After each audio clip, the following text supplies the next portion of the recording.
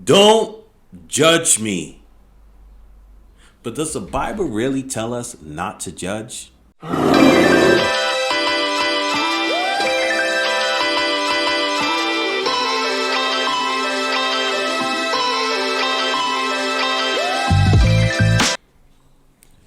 Good morning, good afternoon, good evening, depending on when you are viewing this video. Hope you guys are doing well. Hope you guys are blessed. And we're going to just jump right into this topic. Don't judge.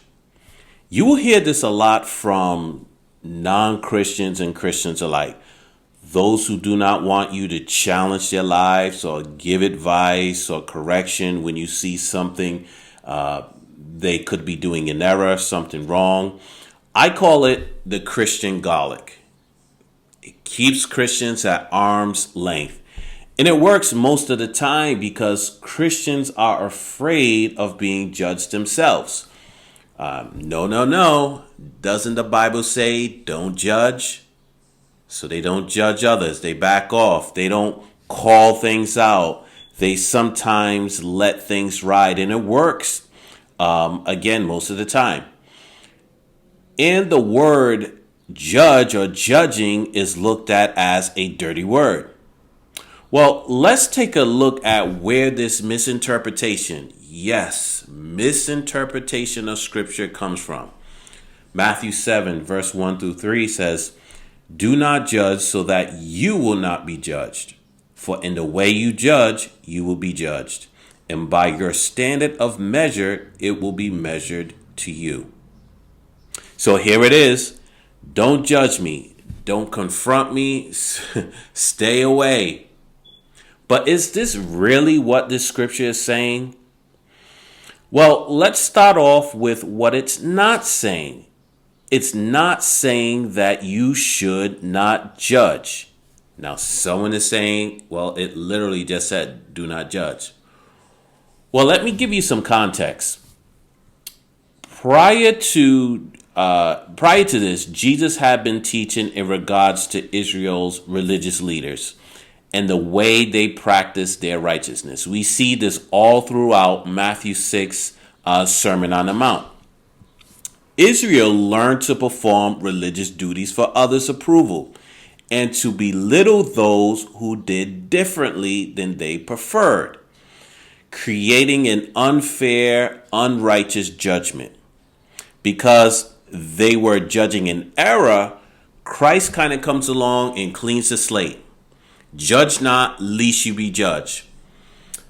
But there's a second part to it. It goes on to say, for whatever measure you judge, you will be judged by the same measure. Well, what does that mean? I'm glad you asked that question. Matthew chapter 18, we see a man who was forgiven of a debt.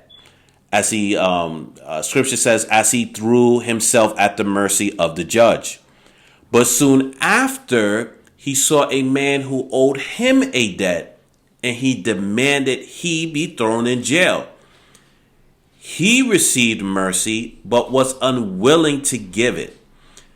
He should have thought better of it and remembered the merciful judgment he just received moments beforehand. And so as the story goes on, we see that the judge who showed this man mercy actually found out.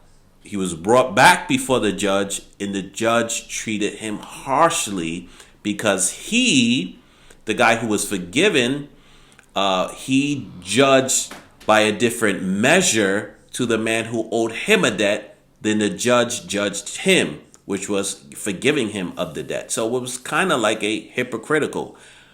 I've forgiven you of your debt, but you cannot forgive this other man who owes you. You guys remember, I hope I'm saying this name right, this gentleman by the name of Elliot Splitzer.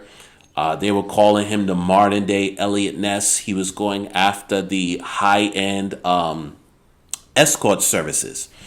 And all on TV, we're shutting these guys down, gonna throw these guys in jail, what they're doing is wrong and in error. Well, come to find out, he was receiving escort services himself. And so when people found out, his peers judged him harshly because he was judging hypocritically. I'm coming against these escort services. However, I'm receiving escort services myself. Hypocritical judgment. The key to judging is judging righteously. John 7, verse 24 says, "Do not judge according to appearance, but judge with righteous judgment." The common thought about Christians is that we are hypocrites. We are condemning and unloving, and sometimes it's unwarranted. People just say that because they've been hurt by one Christian, or they heard it, someone else say it, and sometimes it does come from our error as Christians when we judge or address things. Let me give you scripture on the correct way to judge and to address things. Matthew 7, verse 3 through 5 says, "Why do you look at the speck of sawdust in your brother's eye and pay no attention to the plank in your own eye? How can you say to your brother, 'Let me take the speck out of your eye,' when all the time there is a plank in your own eye? You hypocrite. First take the plank out of your own eye, and then you will see clearly to remove the speck from your brother's eye." In other words, sweep around your own front door before you try to sweep around mine. It's an old William Brothers song. Some of you older cats may remember that.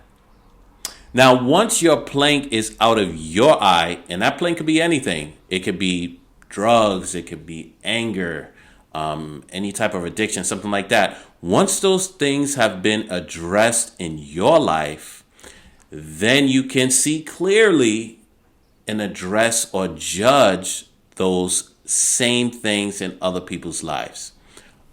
Key word, address, not condemn. Big difference between addressing, judging, and condemning. If I was a drug addict and I'm telling another drug addict, you need to get clean. You need to clean up your life. Get sober, get clean. But I'm a drug addict myself. Sounds kind of hypocritical, don't you think?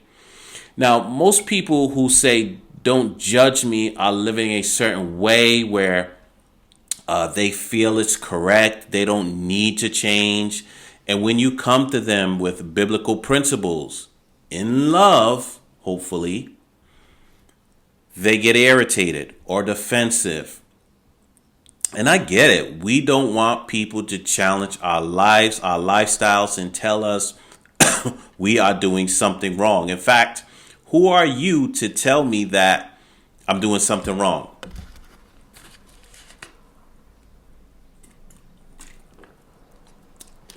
But if you heed the correction, it could be life-changing and life-saving. Now, I know some folks can testify to that. Instead of getting defensive, listen.